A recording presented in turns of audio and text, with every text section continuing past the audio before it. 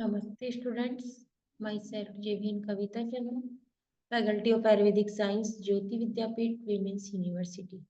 Students, हमने इससे पहले वाले सेशन में हमने उसमें अभिज्ञान शाकुंतलम की का इंट्रोडक्शन किया था। अब आज हम इससे आगे की कहानी के बारे में अध्ययन करेंगे। पहले मैं सबसे पहले आपको इसकी कहानी बता देती हूँ कि किस तरीके से ये जो दुष्यंत थे उन्होंने दुष्यंत का और उसका गांधार विवाह हुआ था।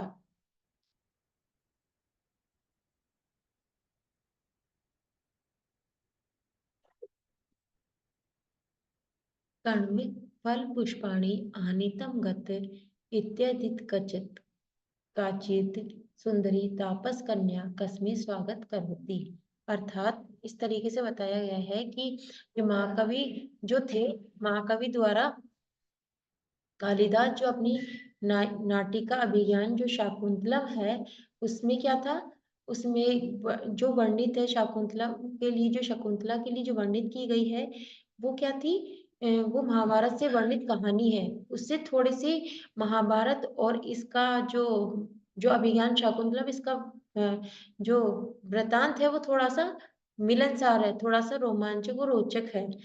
तो इसने क्या किया है, कालिदास ने इसको महाभारत से जोड़ करके थोड़ा सा इसको और भी ज्यादा रोचक बना दिया है। जो राजा दुष्यंत का कण्व आश्रम में जाने और कण्व आश्रम में आने से लेकर के उनका जो शकुंतला के साथ में गंधर्व विवाह तक की कथा महाभारत से क्या है, मिलती जुलती है। इस कहानी में राजा दुष्यंत विदा लेते समय जो है विदा लेते समय इस कहानी में लेते समय शकुंतला से अनुरोध करते हैं कि उसको यादगार स्वरूप अपनी राजसी अंगूठी निकाल कर उसे उसे दे देते हैं। उसे अपनी जो राजकन्या वाली जो अंगूठी होती है वो भी निकाल के उसको क्या करते हैं, दे देते हैं।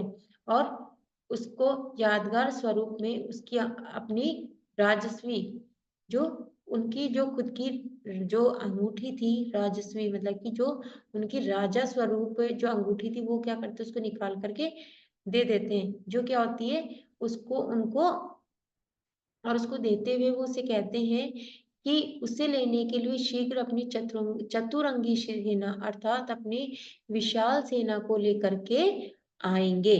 ठीक है, अपनी विशाल सेना को लेकर के क्या करेंगे, आएंगे। उसके बाद में क्या है कि वो कहते हैं कि दुष्यंत के जाने के बाद शकुंतला के ख्यालों में, किसमें, दुष्यंत के जाने के बाद में राजा उसके जो दुष्यंत है जो उसका जो नायक है उसके ख्यालों में क्या है, खोई रहती है। और जब उसे शीघ्र खोई रहती, एक दिन क्या होता है, दुर्वासा ऋषि आश्रम में आते हैं और अपने ख्यालों में खोई शकुंतला द्वारा दुर्वासा ऋषि क्या होता है, वो उसको दुर्वासा ऋषि शकुंतला को श्राप दे देते, उपयुक्त सम्मान नहीं कर पाती।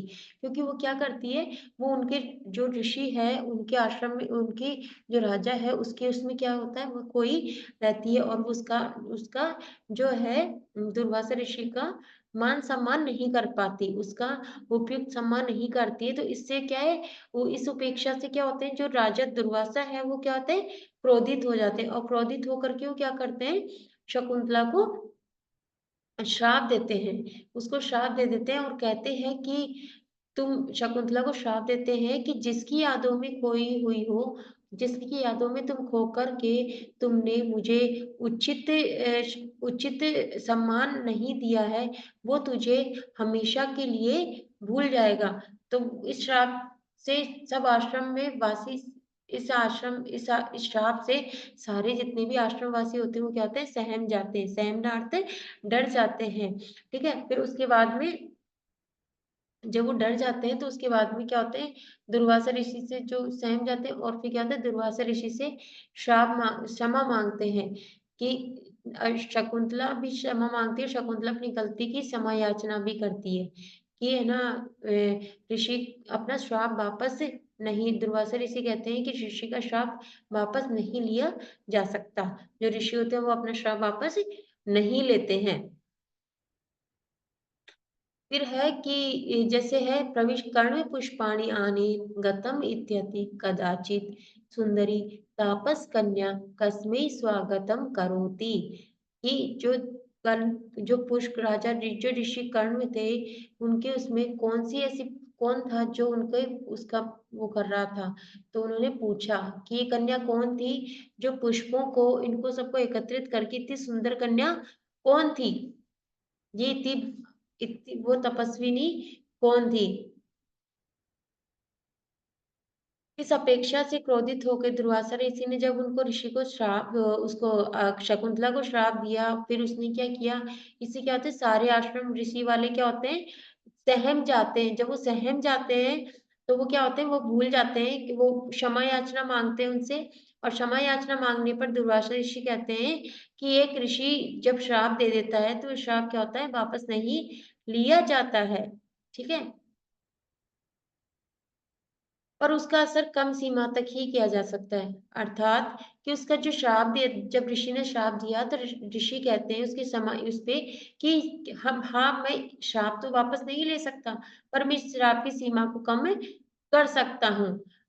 तो वो कहते हैं उससे शकुंतला से कहते हैं अगर तुम उन्हें कोई उस व्यक्ति को कोई पहचान वाली वस्तु दिखाओगी तो वह तुम्हें पहचान जाएगा, और उसे अपने पुत्र का हक दिलाने के लिए अपने पुत्र के आश्रम के वासियों के साथ में कुलपति गण को आश्रय लेकर अपने अपने दुष्यंत से मिलने के लिए अपने पिता कुलपति के और आश्रम वासियों के साथ में क्या करती है, उसके साथ में अपने पुत्र को लेकर के आश्रम के लिए प्रस्थान करती, आश्रम से क्या करती है, प्रस्थान करती है। तो रास्ते में क्या आती है, गंगा नदी को मिलने के लिए एक नाव में सवार होते हैं। ठीक है, गंगा नदी को पार करने के लिए क्या होते हैं, एक नदी में क्या होते हैं, सवार होते हैं। नाव में सवार शकुंतला नदी के पानी में हाथ जल क्रीड़ा करती है, पर दुर्भाग्यवश उसके दौरान उसकी उंगली से राजा की दी हुई अंगूठी क्या होती है, वह गिर जाती है। जब वो उनसे राजा की राजधानी पानी में गिर जाती है, जब राजा दुष्यंत से मिलने उसकी राजधानी में पहुंचती है, तो शकुंतला अपने पुत्र के साथ राजा के महल में उनसे मिलने जाती है। ठीक है, जब वो मिलने जाती है तो उनसे कहती है कि हे राजन, आपने मेरे साथ गांधर्व विवाह किया है और मेरे साथ ये बालक आपका पुत्र है, और आपके लिए दिए हुए वचन के अनुसार आप इसे अपनी शरण में ले और इसे अपनी शरण में अपनी शरण में लीजिए और इसे अपने राज्य का युवराज्य घोषित कीजिए। तो दुष्यंत को कुछ भी याद नहीं होता है। तो इसमें यह है दुष्यंत स्वयं परिचय तस्मै कुर्वाम त्वाम प्रति प्रक्षत्रियो असि त्वाम प्रतिगमनम मम आकर्षितो तस्य अहम त्वाम का कामे इत्वत्वम शकुंतला तु अहम शकुंतला तु अहं मेनका विश्वामित्रयो पुत्री इति ताभ्यां यदा परित्यक्ता शकुंतला पक्षिभिः रक्षिता एतत् कर्णमहर्षे वने मा दृष्ट्वा आश्रम प्रति आनीय पोषितवान् इति शकुन पक्षिभिः रक्षिता अहं शकुंतला इति नामधेय प्राप्तवान् यदि मां वोढवाञ्छसि तर्हि कर्णमहर्षे अनुमति अपेक्षिता इत्यादिकं सर्वव्रतान् अकथयत्। फिर आगे है कण्व आश्रम प्रत्यागते शकुन्तला तस्य शिरसि उपरि विद्यमाने भारं तथापि तस्य मुखे अदृष्ट लज्जया अधोमुखी तिष्ठति। तो दुष्यंत को भी कुछ भी याद नहीं रहता है, तो वे शकुंतला को अपने विवाह की कोई निशानी दिखाने को क्या कहता है, दिखाने को कहता है। तब शकुंतला जब अपने हाथ ऊपर उठाकर दिखाती है तो उसे राजा की दी अंगूठी नहीं होती है। तो कण्वे लज्जायां कारणं पृच्छति सती शकुन्तला दुष्यन्तेन साकं कथं वृत्तन्तम् अकथयत्। दिव्यदृष्ट्या सर्वविदित कर्णवत्से त्वा कृत अधर्म न क्षत्रियाणां गन्धर्व विधिनां परिणय सम्मत इति समर्थयति। कालकर्मेण गर्भवती शकुंतला रूप गुण संपन्नोपेत सह असत्पुत्रस्य षट्वर्षाणि, ठीक है, अतीतानि चेत् दुष्यन्ते नागस्य अपि आरम्भदिनेषु कण्वे किमपि वदेत् इति चिन्तित न प्रवर्तते स्म।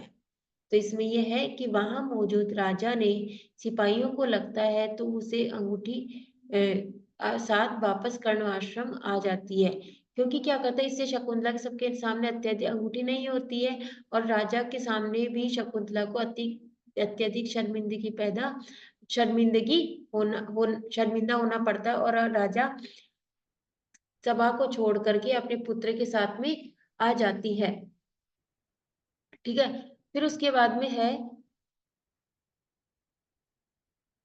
धर्मार्थ कम संबंधम वन स्मरति त्वय सह गच्छ वा तिष्ठ वा काम यद वा पच्छसि तत्कुरु अस्य तात्पर्यं मेतत् धर्मार्थ कामार्थ त्वया सह संबंध न कर्मया स्मृयते त्वं याहि अत्रेव तिष्ठ स्वेच्छानुसारं वा कर्म कुरु इति साक्षात् वदति शकुंतला अवमानेन लज्जया च पीड़िता क्षणम यावत् मुड़ता।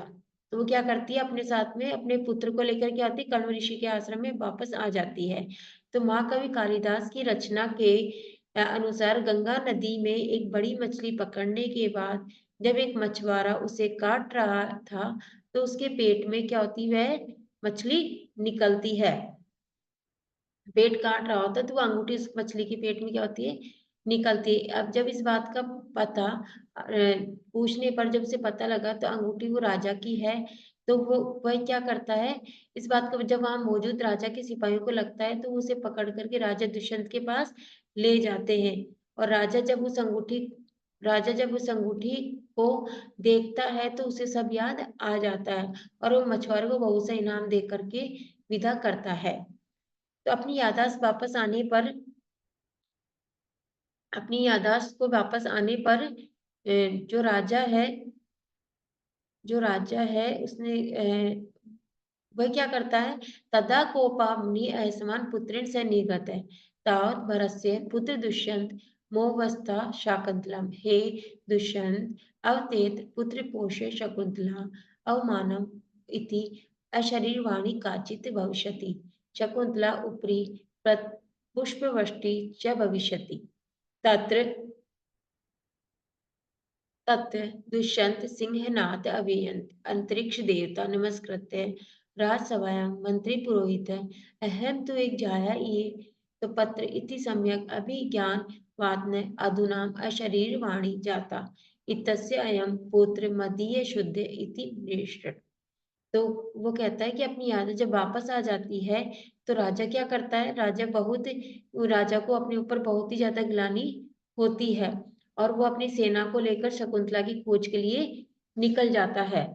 ठीक है, फिर है आगे कालिदास नाटकस्य कथायां महाभारते उक्तायां कथायां च तुलना कर्म चेत अतः अत्र कालिदास से रचना कौशलम उतात है। तो इसमें ये बताया कि जब वो जो राजा जो दुष्यंत था उसको क्या था कि अपनी जब वो अंगूठी थी जब उसके सिपाही उसको देते हैं तो उस अंगूठी को देख करके उसे अपनी याददाश्त वापस आ जाती है और वो शकुंतला के लिए की खोज में अपनी सेना को लेकर के निकल जाता है। जब वह खोज में निकलता है तो वे राजा आश्रम में उसे कर्ण के आश्रम में उसे उसका मिलन होता है शकुंतला से। तो जो अभिज्ञान शाकुंतलम का जो चतुर्थ अंक था ये इनके वृत्तांत के ऊपर था और इसको कालिदास ने महाभारत के कुछ घटनाएं सम्मिलित करके इसको और भी रोचक बना दिया है। Thank you.